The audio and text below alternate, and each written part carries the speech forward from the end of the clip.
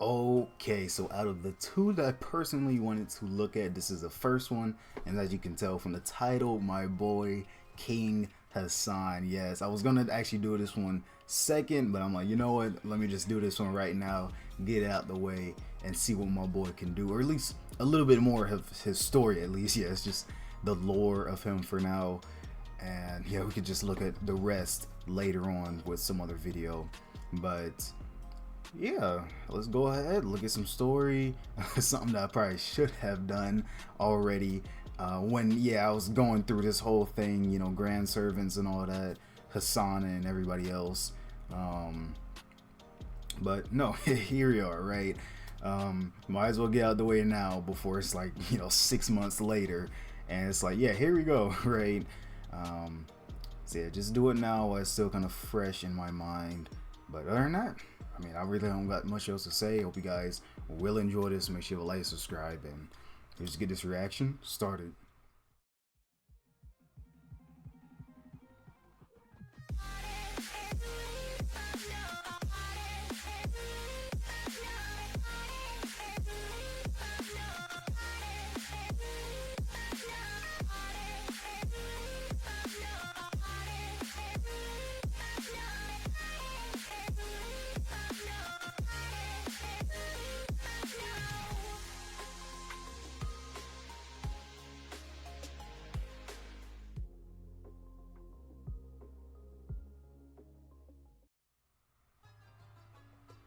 Okay, yeah, During we the got medieval that period in the Middle East, old the otaku Islamic Holy again. Land is threatened by chaos, caused in part due to the Crusades. It is host to a power struggle between Muslim natives and invading Christians. To resolve this conflict and unite those of Islamic faith, one man establishes the Order of the Hashashin, referred to today as the Assassin Order. They strategically and stealthily murder sultans, kings, and authorities of any kind who bring harm to their way of life. The Hashashin succeed in reigning over Islam for over 130 years before they were ultimately wiped out. Their leader, titled Old Man of the Mountain, or Hassan-i Saba, is the first of 19 leaders of the Hashashin. Thus, he is the first Hassan, later known as King Hassan, one who shall be the first and last Old Man of the Mountain.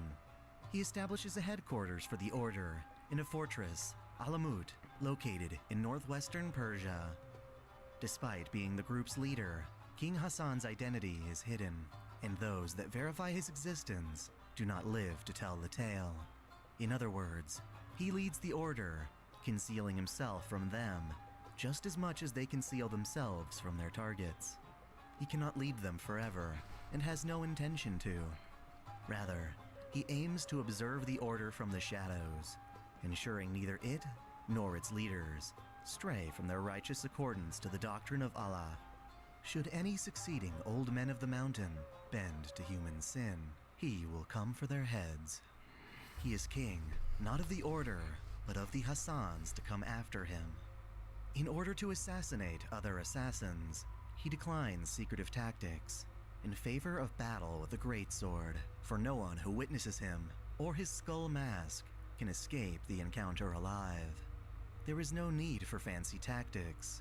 He will not lose. He will erase all who lay eyes Yes, upon him. erase. King Hassan is straightforward and stern, refusing to be disrespected. This isn't to say he lacks heart, however. Rather, his faith is stoic and unshaking, prioritizing the doctrines of the order above all else. He will not allow his successors to stray from their given path, to abandon their mission, or rely on the strength of others. With the eyes of his skull mask ever shining, he lays down God's law with resolve. His faith discerns that death is not the end of life, as dying merely brings salvation to one's soul. When a new candidate inherits the title of Hassan, they do so only after discarding their identity, their name, and their phase, in order to carry on as a wraith. As weaker spirits, the old men of the mountain modify their own bodies to be able to perform special assassination techniques, named Zabaniya, Oh, is based that upon what she Shaitan demons looks and like? the Oh, angels okay. that guard hell. While these abilities can be used to name their respective owners, The Hassan conceal their talents under the universal term Zabaniya, should they ever find themselves fighting to remain leader of the Order. The Order of Assassins, or the origin for the term assassin itself, which is synonymous with the class used in Holy Grail Wars. Because of this, despite not being proper heroic spirits, Hassan are oftentimes the only real candidates to fill the role as assassins. I know making all of the them most right common there. and arguably weakest of all the war's servants. Following King Hassan, there are 18 others who discard their original lives to claim the title of Old Man of the Mountain. A short-statured Hassan, once present as a servant during Fuyuki's Third Holy Grail War, possesses the Zabaniya, Cyber Fantasy. Should he manage to touch his left hand to his opponent's head, it will cause their brain to turn to gunpowder and ignite.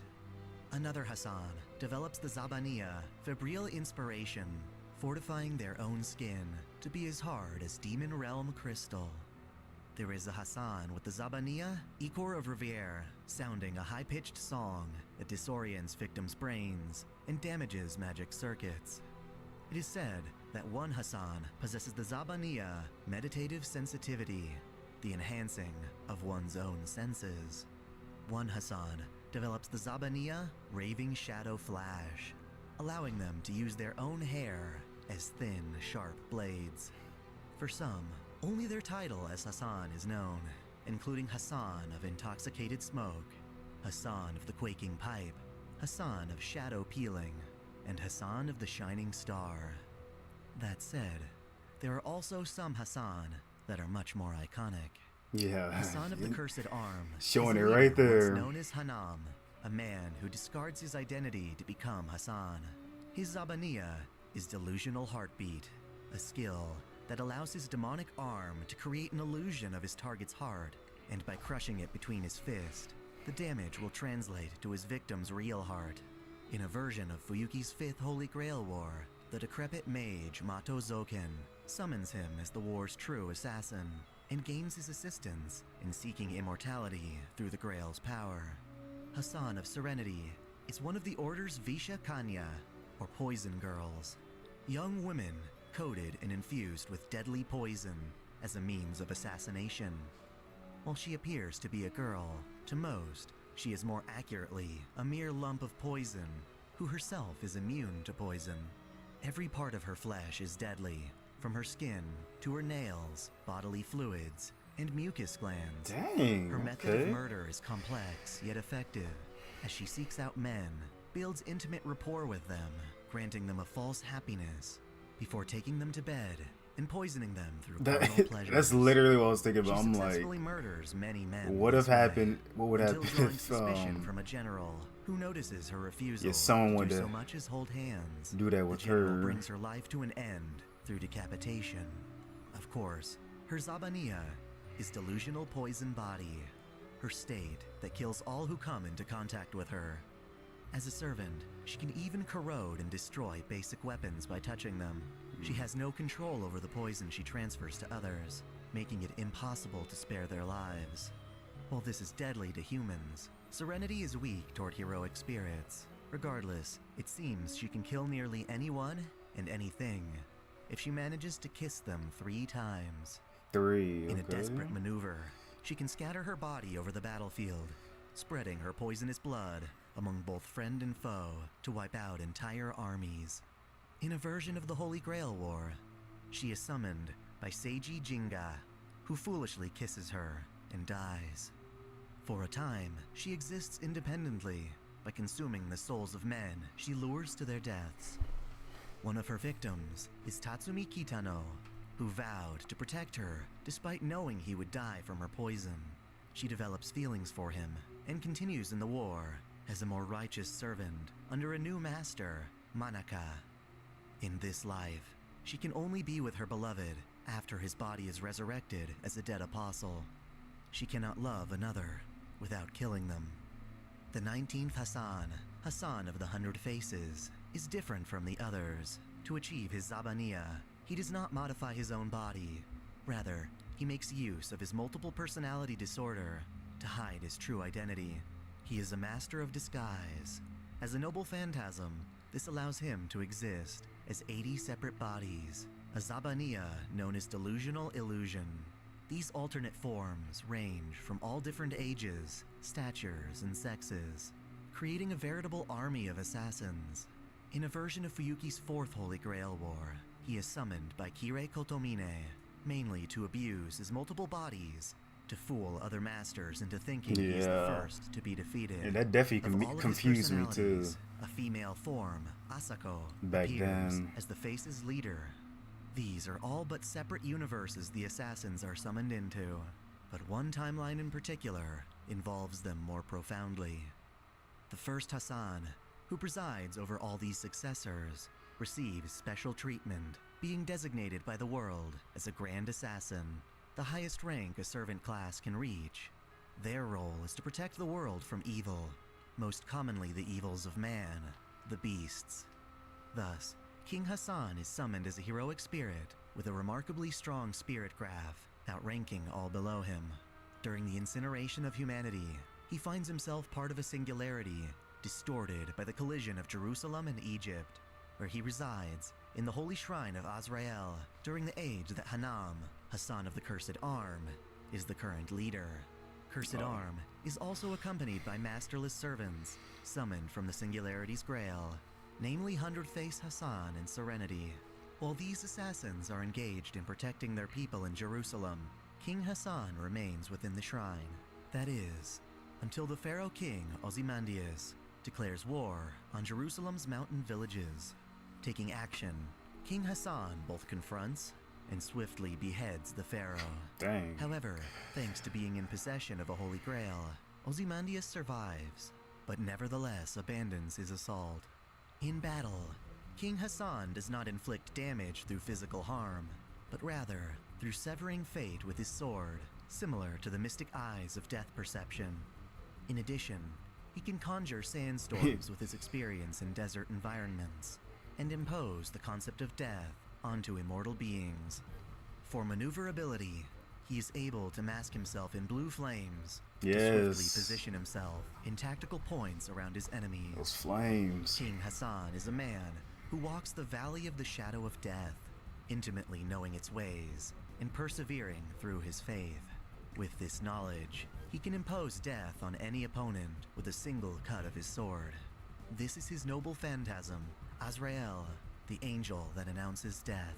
Over time, both Egypt and the assassin villages are dragged into conflict when the Lion King seizes the holy city and establishes it as Camelot. This struggle remains until the arrival of Chaldea's forces, Ritsuka Fujimaru and Mashu Kyrielite. After some initial conflict, Ritsuka befriends the assassins in the mountains, agreeing to work together in defeating the Lion King. They rescue Hassan of Serenity from Agravain's prison, and she is delighted to discover that Ritsuka Fujimaru happens to be immune to her poison. This is because of the Master's contract with Mashu, who was infused with the power of Sir Galahad, the purest knight. Finally, Serenity has found someone she can embrace without killing, so of course she is enamored. Fearing they lack the strength to defeat the Lion King, Ritsuka and Cursed Arm venture to the mountain shrine to request aid from King Hassan. After overcoming various trials, King Hassan agrees to help them in exchange for Cursed Arm's life. Only after Cursed Arm agrees to these terms, resolving to die to protect his people, does King Hassan spare him a special exemption due to the unique circumstances of the Singularity. To assist Ritsuka's party in their final assault, King Hassan blankets the skies in a dense sandstorm, which not only conceals them, but blocks out the sun, weakening the powers of Sir Gawain. Being one of the strongest knights, Gawain poses one of the biggest threats, and so King Hassan holds him off while Ritsuka infiltrates the holy city. Even after the sand dissipates, King Hassan is able to hold his own against Gawain, ultimately allowing the Singularity to be resolved. Later, in the following Singularity of Babylonia, King Hassan is summoned and spends his time disguised as an old man under the alias of Ziusundra, the man who endured the flood in Sumerian mythology.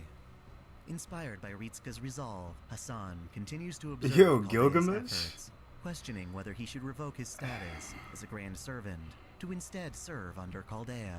When the party confronts Ereshkigal in the underworld, King Hassan, still in disguise, severs Ereshkigal's pact with the Three Goddess Alliance, allowing her to help in Ritska's fight against the beast Tiamat. Hassan continues to observe as Ritska's team succeeds in trapping Tiamat in the underworld beneath Uruk. When the beast attempts to flee, with the help of her massive wings, King Hassan reveals himself and slices Tiamat's wings from her body, imposing upon her the concept of death. Because of him, the goddess can now be slain. He decides to renounce his title as a Grand Servant and participate in Ritska's battle. While he possesses his superior Saint Graph for the duration of the Singularity, King Hassan reverts to a standard assassin when summoned by Chaldea. Oh, okay, and that's when that While deadly happened. and ominous, the old men of the mountain merely wish to preserve their way of life. But he still and are keeps willing that to title, though. assist in what they consider to be a righteous cause. They harness their demonically inspired powers for the sake of their loved ones and their faith. Even the most deadly of them all, the first and final Hassan, is capable of mercy and compassion, making him a valuable ally in undoing the incineration of humanity. And then that is it for that one. Okay, so yeah, I gotta remember, sometimes these things really do tie in together. So yeah, 100 Face and Serenity, yeah, people that I've seen already, well, especially 100 Face, right? Especially that. Yeah, good to see how it actually ties together, and how it's actually good that or that he had them mixed in. I mean, regardless, he probably would have already had to mix them in, because like, might as well, they already tie in the King Hassan. But yeah, I like it. Yeah, so yeah, even though he takes or gets that title, took it away, hey man, he still keeps it, or at least no one can take it away from that position. Yeah, but I like this, definitely. I feel like Serenity, yeah, she's probably gonna be the easiest for me to remember here, even if it is someone kind of new.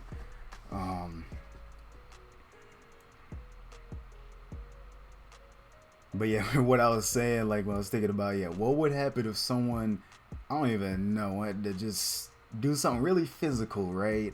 Or she, wanted to do something physical and accidentally, or not even accidentally, but basically take someone out. Or at least, what if she actually wanted to do that in general, but just didn't have anyone to do it with? Then, yeah, what do you do then? But yeah, other than that, that's pretty much it. Yeah, what is under that ghost mask? I probably shouldn't want to even think about that, right? Won't even want to see that. I guess once he reveals himself, or once I see something, he'll be coming after me, all right. But yeah, that's pretty much it. Definitely got to see good like bio of him. Yeah, good little story of him, seeing how things kind of started off and then sort of later on ended. And yeah, just yet for more story to happen, right? See, out of like the 19 Hassans and all,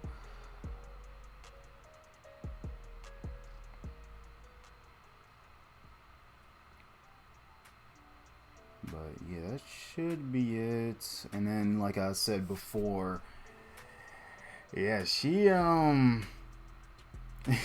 yeah, I was definitely confused on that. What was it, Fate Zero? I think, yeah, it was. Yeah, one of them got killed, the assassins, and then after that I saw another one. I'm like, wait, what happened? I thought you were gone. And it's like, no, there's like a lot of them, right? Plenty of them that you would have to take care of, or at least it just wasn't that one. So yeah, it makes sense to just reveal it now and then make people think, okay, yeah, they're pretty much done. But no, they were now assassin was still there. Someone still had that servant.